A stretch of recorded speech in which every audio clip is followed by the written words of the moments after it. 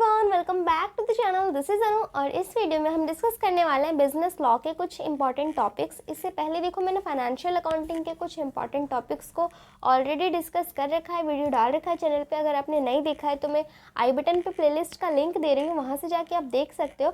तो देखो इसमें हम बिजनेस लॉ के इंपॉर्टेंट टॉपिक्स को कवर करेंगे। देखो यहाँ पे आपका जो यूनिट नंबर 8 है, remedies for breach of contract और कॉसी कॉन्ट्रैक्ट वाला जो यूनिट है उसके टॉपिक्स को डिस्कस करेंगे। काफ़ी इंपॉर्टेंट यूनिट है ये आपकी, इसमें से मोस्टली एग्जाम में क्वेश्चन आता है।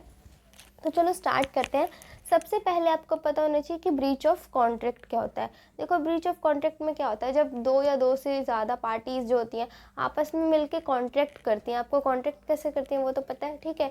जब उनके बीच में कॉन्ट्रैक्ट हो जाता है और उसमें से कोई भी पार्टी अपनी ऑब्लिगेशन को पूरा नहीं करती, अपना काम नहीं करती है, वो कॉन्ट्रैक्ट को परफॉर्म करने से या तो डायरेक्टली मना कर देती है या किसी वजह से अपने कॉन्ट्रैक्ट को परफॉर्म नहीं कर पाती है, अपनी ऑब्लिगेशन को पूरा नहीं कर पाती है, तब हम उसे बोलते हैं ब्रीच ऑफ कॉन्ट्रैक्ट। जब जिन भी पार्टीज़ के बीच में कॉन्ट्रैक्ट हुआ था उनमें से कोई सी भी पार्टी अपनी परफॉर्मेंस को पूरा करने के लिए मना कर देती है, अपनी ऑब्लिगेशन फुलफिल नहीं कर पाती है, उसे ही हम बोलते हैं ब्रीच ऑफ कॉन्ट्रैक्ट, ठीक है। अब देखो जो अपनी ऑब्लिगेशन को पूरा नहीं करती है जो पार्टी, उसको हम बोलते हैं डिफ़ॉल्टिंग पार्टी।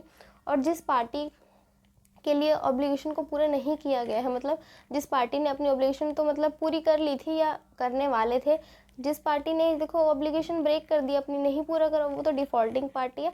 और जिसके लिए करी है वो हमारी हो जाएगी एग्रीव्ड पार्टी। ये एग्रीव्ड पार्टी टर्म आपको पूरी यूनिट में देखने को मिलेगा, ठीक है। और इसी पे कुछ इसके राइट्स होते हैं एग्रीव्ड पार्टी के, कि देखो जब सामने वाले बंदे ने अपनी प्रॉमिस को पूरा नहीं करा, अपनी ऑब्लिगेशन को पूरा नहीं करा, तो जिससे उसने प्रॉमिस करा था उसके कुछ राइट्स होते हैं, और जिससे उसने प्रॉमिस करा था उसको हम एग्रीव्ड पार्टी बोलते हैं। तो एक एग्रीव्ड पार्टी के क्या राइट्स होते हैं ब्रीच ऑफ कॉन्ट्रैक्ट में, वो देखते हैं, ठीक है। Remedies for breach of contract.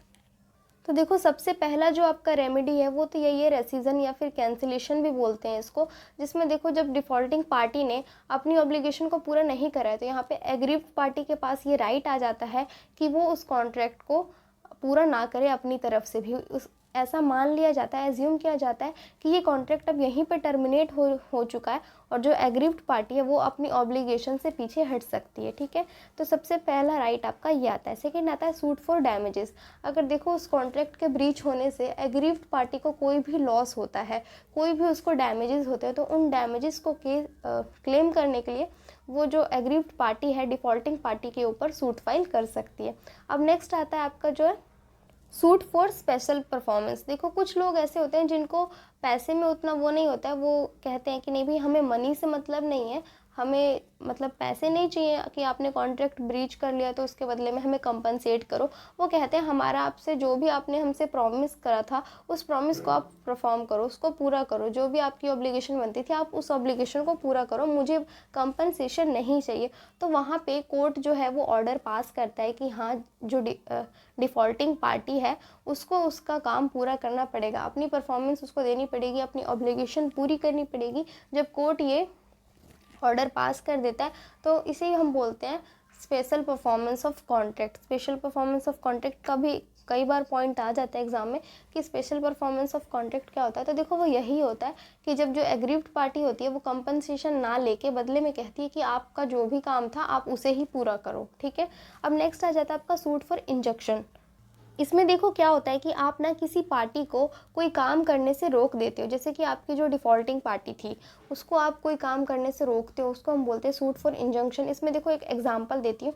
Suppose करो आपने किसी के साथ कॉन्ट्रैक्ट करा, ठीक है, और आपने उसको बोला कि आप 1 साल तक मेरे लिए काम करोगे, और उस बंदे ने एग्री कर दिया कि हाँ भाई मैं 1 साल तक तुम्हारे लिए काम करूँगा और उस 1 साल के बीच में मैं किसी और के साथ कॉन्ट्रैक्ट नहीं करूँगा, ठीक है। तो आप दोनों ने मिलकर ये कॉन्ट्रैक्ट कर लिया कि हाँ भाई वो 1 साल तक आपके लिए काम करेगा और उसके अलावा वो किसी और के लिए उस 1 साल के बीच में काम नहीं करेगा। लेकिन वो बंदा क्या करता है ना, वो जाके किसी तीसरे के साथ में मिलकर कॉन्ट्रैक्ट कर लेता है कि हाँ मैं आपके साथ भी काम करूँगा। तो आप वहाँ पे उस बंदे को रोक सकते हो किसी और के साथ काम करने के लिए। आप कोर्ट में उसके अगेंस्ट सूट फाइल कर सकते हो, आप केस फाइल कर सकते हो, ठीक है, कि वो बंदा किसी और के साथ उस 1 साल के अंदर काम ना करे। तो इसी को हम बोलते हैं सूट फॉर इंजंक्शन, जहाँ पे आप किसी को भी किसी काम को करने से रोकते हो, नेगेटिव ऑर्डर जब लाते हो आप किसी के अगेंस्ट, ठीक है, उसको बोलते हैं हम सूट फॉर इंजंक्शन। अब नेक्स्ट आता है आपका सूट फॉर क्वांटम मैरिट, इसमें देखो क्या होता है, जब पार्टीज आपस में कॉन्ट्रैक्ट करती हैं और उस टाइम पे उन्होंने डिसाइड नहीं किया होता है कि कल को अगर कॉन्ट्रैक्ट ब्रीच होता है, कॉन्ट्रैक्ट किसी भी वजह से टूटता है या हम अपने कॉन्ट्रैक्ट को पूरा नहीं कर पाते हैं, तो उसके बदले में हम सामने वाली पार्टी को क्या कंपनसेशन देंगे। उन्होंने देखो या तो पहले से कॉन्ट्रैक्ट कर रखा हो, काफ़ी भरोसा हो एक दूसरे पे, या कुछ भी उनके पर्सनल रीजंस हो सकते हैं जिस वजह से उन्होंने पहले डिसाइड नहीं करा था कि हाँ अगर कल को कॉन्ट्रैक्ट ब्रीच होता है तो हम एक दूसरे को क्या कंपनसेशन देंगे। तो इस केस में क्या होता है, यहाँ पे ना कोर्ट डिसाइड करता है कि किसको कंपनसेशन मिलना है और कितना कंपनसेशन दिया जाएगा, और वो कंपनसेशन का अमाउंट जो होगा वो देखो केस की कॉम्प्लिकेशंस पे डिपेंड करता है। उस टाइम पे केस की जो भी नीड्स रहती हैं, कैसा उस टाइम पे जो केस चल रहा होता है, ठीक है, उस हिसाब से कोर्ट अपनी तरफ से अमाउंट डिसाइड करता है और उसी वही कंपनसेशन दिया जाता है एग्रीव्ड पार्टी को। ठीक है, तो ये होता है हमारा सूट अपॉन क्वांटम मैरिट का।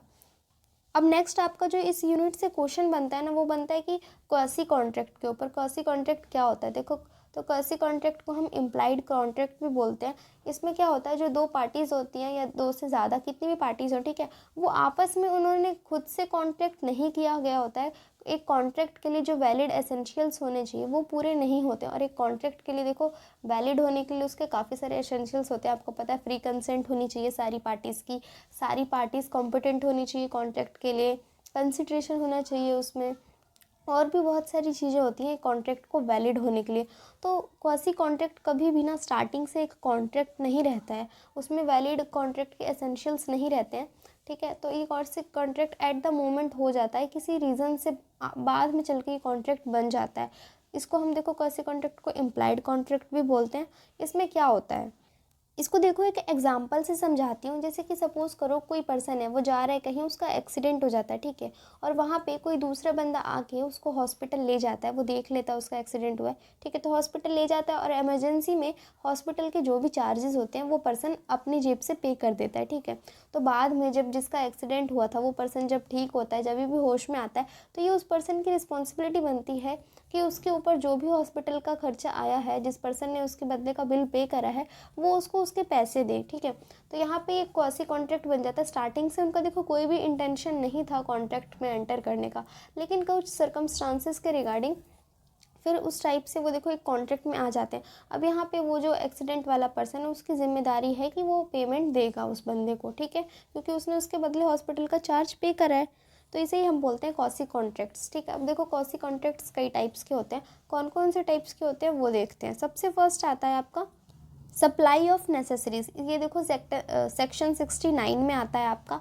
इसमें क्या होता है ना कि अगर आप किसी भी बंदे को कोई नेसेसरीज सप्लाई कर रहे हो, और वो इंसान कौन है, इनकैपेबल हो कॉन्ट्रैक्ट में एंटर करने के लिए। और इनकैपेबल कौन होते हैं कॉन्ट्रैक्ट में एंटर करने के लिए, कोई भी अनसाउंड माइंड का पर्सन, या फिर माइनर हो गया, या फिर जो इंसेन होता है पर्सन वो, ठीक है, जिसको लॉफुली मतलब परमिशन नहीं है कॉन्ट्रैक्ट में एंटर करने की, वो हमारा इनकेपेबल पर्सन होता है। अगर आप उसे कोई भी नेसेसिटीज़ प्रोवाइड करते हो, ठीक है, तो वहाँ पे वो कभी भी लायबल नहीं रहेगा आपको पेमेंट देने के लिए। आपको उस नेसेसिटीज़ के बदले जो भी पेमेंट लेनी है आप उसकी प्रॉपर्टी से ले सकते हो, ठीक है, लेकिन वो बंदा पर्सनली लायबल नहीं होएगा खुद, मतलब क्योंकि उसको तो पता ही नहीं है ना उसके लिए। अगर वो अनसाउंड माइंड का है, सपोज करो कोई माइनर के साथ आपने डील कर ली, किसी माइनर को कोई नेसेसरीज प्रोवाइड कर दी, ठीक है, तो माइनर कभी भी लायबल नहीं होएगा आपको वो अमाउंट पे करने के लिए, आप उसकी प्रॉपर्टी से वो अमाउंट क्लेम कर सकते हो। ठीक है, अब नेक्स्ट आता है आपका payment of money due by another. इसमें देखो क्या होता है कि पेमेंट तो किसी और को करनी थी, लेकिन उसके बदले की पेमेंट किसी और ने कर दी है।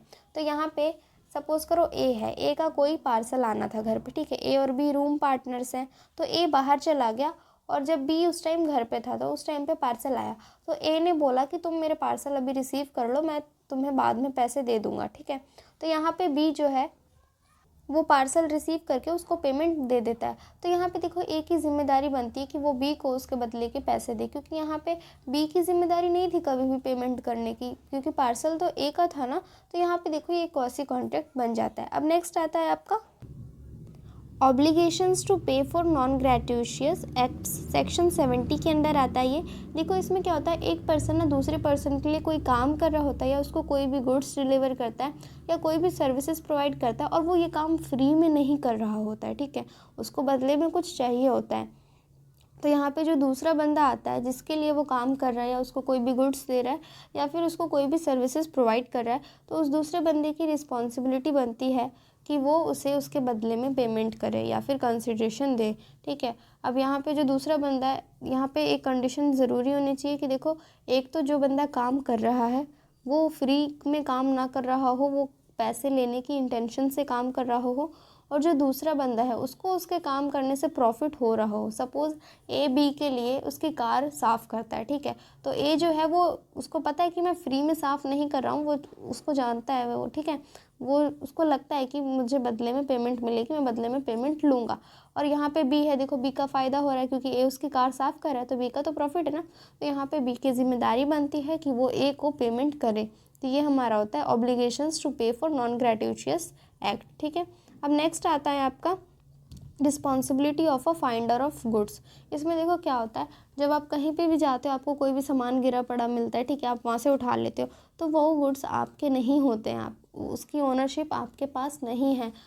ऐसा नहीं है कि आपको कहीं पे कुछ भी गिरा हुआ मिला, आपने उठा के रख लिया और मान लिया कि भाई ये तो मेरा सामान है। अब ऐसा नहीं, आपकी रिस्पॉन्सिबिलिटी बनती है कि वो जिसका भी सामान है आप उसे ढूंढ के उसे वो गुड्स दो। ठीक है, तो ये होता है responsibility of a finder of goods.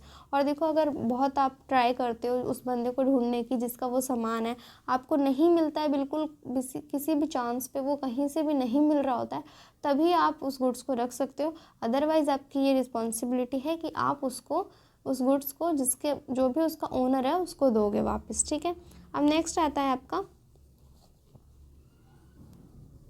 Liability of person to whom money is paid और थिंग डिलीवर्ड बाय मिस्टेक और अंडर कोएर्शन। इसमें देखो क्या होता है, बाय चांस आपने किसी को कोई सामान दे दिया गलती से, ठीक है, गलती से या कोएर्शन से। कोएर्शन का मतलब होता है कि दबाव में आकर किसी ने आपको डराया धमकाया हो। तो आपने किसी को कोई सामान दिया है या फिर कोई भी मनी, कोई भी सम ऑफ अमाउंट पे करा है गलती से या कोएर्शन में, ठीक है, किसी ने आपको डराया धमकाया या फिर आपने गलती से उसको दे दिया, आपको उसको नहीं देने थे, ठीक है, तो वहाँ पे जिसको भी आपने वो पे करा है अमाउंट या फिर जिसको भी कोई भी चीज़ डिलीवर करी है, यहाँ पे उस पर्सन की रिस्पॉन्सिबिलिटी बनती है कि वो आपको वो पैसे वापस करे या तो वो सामान वापस करे। ठीक है, तो ये होता है हमारा liability of person to whom money is paid और थिंग डिलीवर्ड बाय मिस्टेक और अंडर कोएर्शन। ठीक है, ये आता है आपका सेक्शन 72 के अंदर। तो ये थे आपके क्वासी कॉन्ट्रैक्ट के टाइप्स, कौन कौन से टाइप्स के होते हैं। तो देखो, इस यूनिट से 3 क्वेश्चंस बनते हैं मोस्टली, कि एक तो ब्रीच ऑफ कॉन्ट्रैक्ट में क्या रेमेडीज़ अवेलेबल होती हैं एग्रीव्ड पार्टी को। दूसरा क्वेश्चन इससे बन जाता है कई बार कि क्वांटम मैरिएट क्या होता है, ठीक है, तो वो भी आप लिख सकते हो। और तीसरा इससे एक क्वेश्चन बनता है क्वासी कॉन्ट्रैक्ट्स का, कि क्वासी कॉन्ट्रैक्ट्स क्या होते हैं। ठीक है, आज के लिए बस इतना ही। आई होप आपको वीडियो अच्छे से समझ में आ गया होगा। अगर कोई भी डाउट है तो कमेंट सेक्शन में पूछ सकते हो, और वीडियो अच्छा लगा हो तो वीडियो को लाइक कर देना, और चैनल पर फर्स्ट टाइम आया तो चैनल को सब्सक्राइब ज़रूर करना।